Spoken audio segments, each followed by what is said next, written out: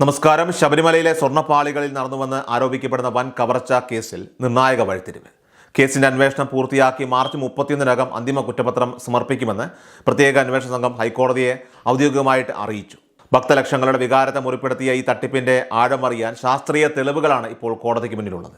പമ്പയിലും സന്നിധാനത്തു നിന്നുമായി ശേഖരിച്ച 36 സ്വർണ്ണപ്പാളി സാമ്പിളുകൾ ജംഷഡ്പൂരിലെ പ്രശസ്തമായിട്ടുള്ള നാഷണൽ മെറ്റലർജിക്കൽ ലാബോറട്ടറിയിൽ അതീവ ജാഗ്രതയോടെ പരിശോധിച്ചു വരികയാണ്. ഈ പരിശോധനാ ഫലം പുറത്തു വരുന്നതോടെ സ്വർണത്തിന്റെ ഗുണനിലവാരത്തിലും അളവിലും രാഷ്ട്രീയ ഉദ്യോഗസ്ഥ തലത്തിൽ നടന്ന അട്ടിമറികൾ കൃത്യമായി തെളിയുമെന്നാണ് കരുതപ്പെടുന്നത്. സൗജന്യമായിട്ട് പരിശോധന നടത്താമെന്ന് ലാബ് അധികൃതർ തന്നെ ഇപ്പോൾ സമ്മതിച്ച സാഹചര്യത്തിൽ സത്യം പുറത്തു കൊണ്ടുവരാനുള്ള നിയമപോരാട്ടം അതിന്റെ അവസാന ഘട്ടത്തിലേക്ക് കടക്കുകയാണ്. കേസിലെ പ്രധാന പ്രതിയായി ചിത്രീകരിക്കപ്പെട്ട തന്ത്രി കണ്ഠരര് രാജീവർക്ക് 41 ദിവസം ജാമ്യം ലഭിച്ചത് വലിയ രാഷ്ട്രീയ നിയമ ചർച്ചകൾക്ക് വഴി തുറന്നിരിക്കുകയാണ്.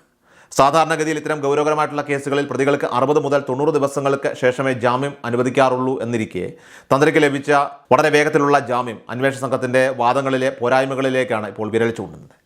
ജയിലിൽ നിന്ന് പുറത്തിറങ്ങിയ ശേഷം താൻ നിരപരാധിയാണെന്നും തന്നെ കരുതിക്കൂട്ടി കുടുക്കിയതാണെന്നും അദ്ദേഹം ആവർത്തിച്ച് പറയുന്നുണ്ട്. അറസ്റ്റ് ചെയ്യപ്പെട്ട ദിവസം തന്നെ ചതിച്ചവരെ പുറത്തു കൊണ്ടുവരുമെന്ന് അദ്ദേഹം പ്രഖ്യാപിച്ചിരുന്നു.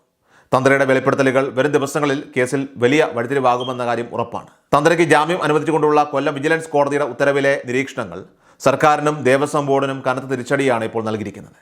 ശ്രീകോവിലിന് പുറത്തുള്ള നിർമ്മാണ പ്രവർത്തനങ്ങളിലോ അറ്റകുറ്റപ്പണികളിലോ തന്ത്രിക്ക് യാതൊരുവിധ ഭരണപരമായിട്ടുള്ള ഉത്തരവാദിത്വം ഇല്ലെന്ന് കോടതി ഉത്തരവിൽ തന്നെ വ്യക്തമായി പറയുന്നു. സ്വർണ്ണപ്പാളികൾ പതിക്കുന്നതും ശില്പങ്ങൾ നിർമ്മിക്കുന്നതും പൂജാവിധികളുടെയോ ആചാരങ്ങളുടെയോ ഭാഗമല്ലെന്നും ഇത്തരം കാര്യങ്ങളിൽ അന്തിമ തീരുമാനം എടുക്കുന്നത് ദേവസ്വം ബോർഡാണെന്നും കോടതി നിരീക്ഷിച്ചു. അതുകൊണ്ട് തന്നെ ഭരണപരമായിട്ടുള്ള വീഴ്ചകളിൽ തന്ത്രിയെ പ്രതി ചേർക്കുന്നതിൽ യുക്തിയില്ലെന്ന വാദത്തിനാണ് കോടതിയിൽ മുൻതൂക്കം ലഭിച്ചത്. അന്വേഷണ സംഘം സമർപ്പിച്ച മാസ്റ്ററുകളിൽ തന്ത്രി ഒപ്പിട്ടിട്ടില്ല എന്ന വസ്തുത ഗൂഢാലോചനാവാദത്തെ ദുർബലപ്പെടുത്തുന്ന ഒന്നായി കോടതി വിലയിരുത്തി. ദേവസ്വം ബോർഡിന്റെ തീരുമാനങ്ങളിൽ തന്ത്രിക്ക് ഇടപെടാനായിട്ട് കഴിയില്ലെന്ന പ്രതിഭാഗം വാദം കോടതി അംഗീകരിക്കുകയായിരുന്നു. തന്ത്രിയുടെ പങ്കിന് വ്യക്തമായ തെളിവുകൾ ഹാജരാക്കാൻ SITക്ക് കഴിഞ്ഞിട്ടില്ലെന്നും ജാമ്യ ഉത്തരവിൽ പറയുന്നുണ്ട്. ഇതോടെ യഥാർത്ഥത്തിൽ സ്വർണ്ണക്കൊള്ളയ്ക്ക് പിന്നിൽ പ്രവർത്തിച്ചത് ആരാണെന്ന ചോദ്യം വീണ്ടും ഇപ്പോൾ സജീവമാവുകയാണ്. ഉന്നതരായ രാഷ്ട്രീയ നേതാക്കൾക്കും ഉദ്യോഗസ്ഥർക്കും ഈ തട്ടിപ്പിൽ പങ്കുണ്ടെന്ന ആരോപണങ്ങൾക്ക് കോടതിയുടെ നിരീക്ഷണങ്ങൾ കൂടുതൽ കരുത്ത് പകരുകയാണ്.